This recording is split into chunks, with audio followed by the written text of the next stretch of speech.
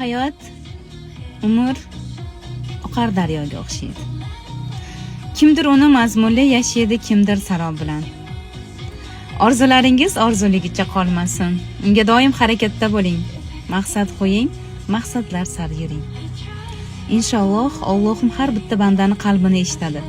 Siz bilgan, bilmagan, qaysi joylardadir niyat qilgan niyatlaringizni vaqt soati kelib amalga oshiradi. Faqat unga harakat qilishingiz kerak. Har bitta maqsadingizni kunini, oyini, soatini, yilini aniq chislolar bilan, oylar, kunlar bilan yozishingiz shart. Bu amalda bo'lgan.